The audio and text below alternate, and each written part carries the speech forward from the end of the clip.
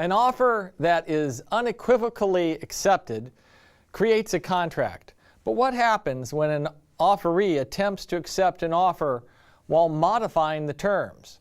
Today we consider that question and learn about the mirror image rule by looking at the 1886 case decided by the United States Supreme Court called Minneapolis and St. Louis Railway Company versus Columbus Rolling Mill Company.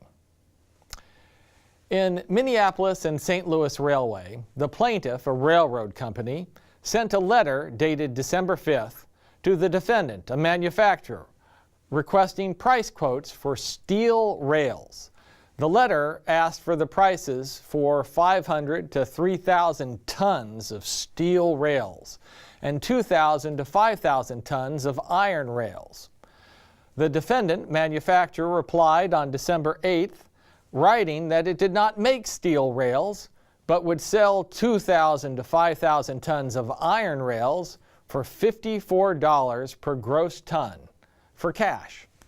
On December 16th, the railway company responded by telegram and followed up with a second letter to accept the manufacturer's offer for 1,200 tons of iron rails at the quoted price. The manufacturer responded by telegram that it could not book the order at that price. The railway then sent a telegram accepting the offer to sell 2,000 tons. The manufacturer did not fill that order either and denied the existence of any contract. The trial court found for the defendant manufacturer, and the instant court affirmed. So, the central issue in this case is fairly straightforward. Was the defendant bound to honor the plaintiff's final acceptance of the offer to sell 2,000 tons of iron rails? And the answer is no. The court agreed with the defendant and held that no contract was formed. The defendant offered to sell 2,000 to 5,000 tons of iron rail to the plaintiff.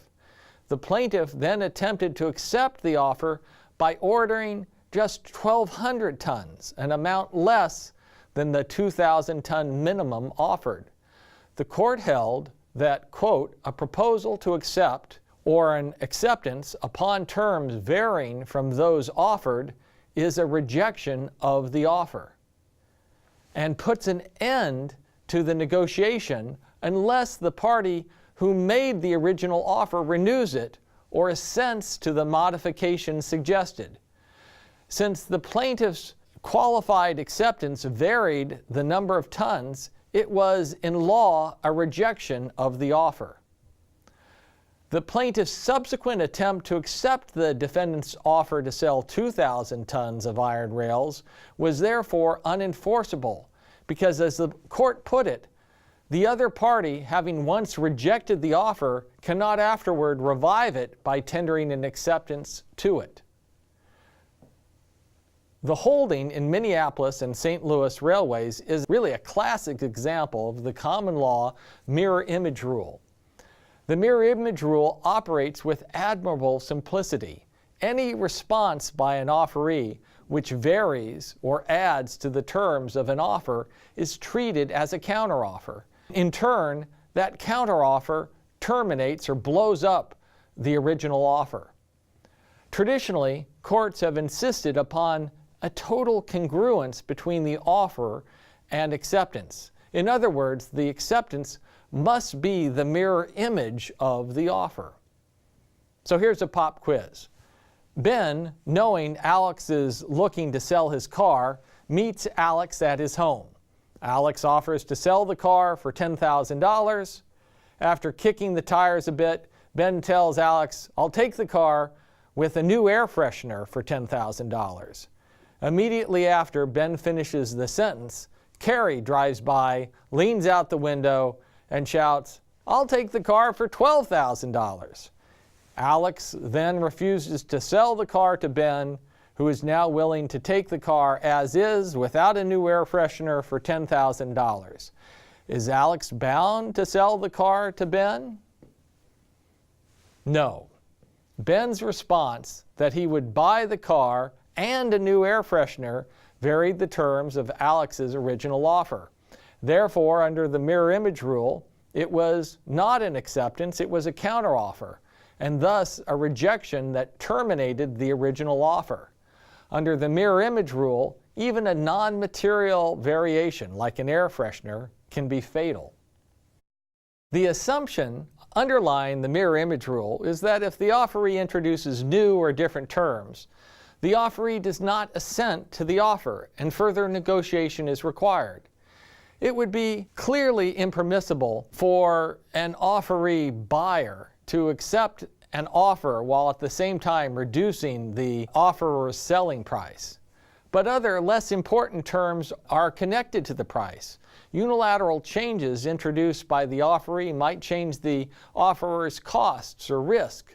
The offeror might agree to any changes, but that should be the offeror's choice. An offeree cannot pick and choose from among the terms, agreeing here and disagreeing there, and then assert the existence of a mutual agreement. However, the mirror image rule has its downsides. The mirror image rule makes it more difficult to create contracts because any deviation by the offeree in restating the terms can destroy what otherwise would be a validly formed contract. Accepting by restating terms of the offer is dangerous because if you misstate any of the terms, you not only don't accept, but your misstatement blows up the original offer and your option to accept is gone. That's why it's safer to accept by simply saying, I accept, or okay, or done. If a party wishes to negotiate a point, he does so at his own peril because doing so will terminate the original offer.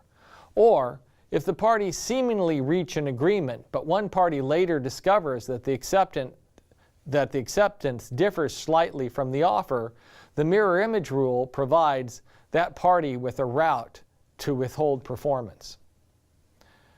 There are strong hints of the mirror image rule in section 59 of the Restatement Second of Contract, which says, a reply to an offer which purports to accept it but is conditional on the offeror's assent to terms additional to or different from those offered is not an acceptance but is a counteroffer.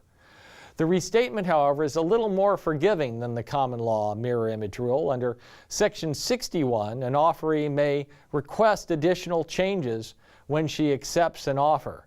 Section 61 reads, quote, an acceptance which requests a change or addition to the terms of an offer is not thereby invalidated unless the acceptance is made to depend on assent to the changed or added terms. So consider again the example above where Alex offers to sell his car to Ben for $10,000.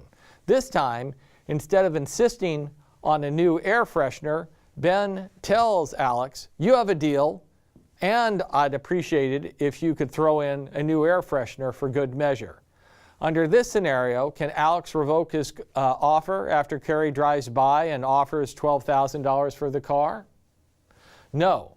Under section 61 of the restatement, Ben is allowed to accept Alex's offer and request a complimentary air freshener, as long as his acceptance does not depend on Alex providing the air freshener. Here, Ben explicitly accepted Alex's offer and did not seem to condition that acceptance on his request for a new air freshener. Under the common law, the mirror image rule is a default rule, which can be contracted around by either the offeror or the offeree.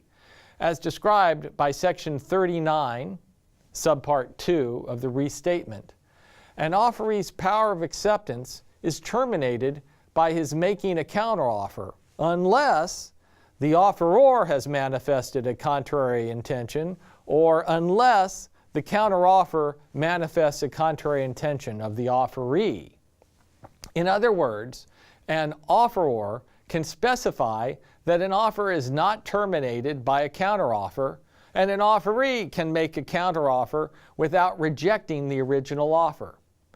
Section 39 is unusual because it creates what might be called a double-sided default rule, which can be unilaterally altered by either the offeror or the offeree. Let's recap.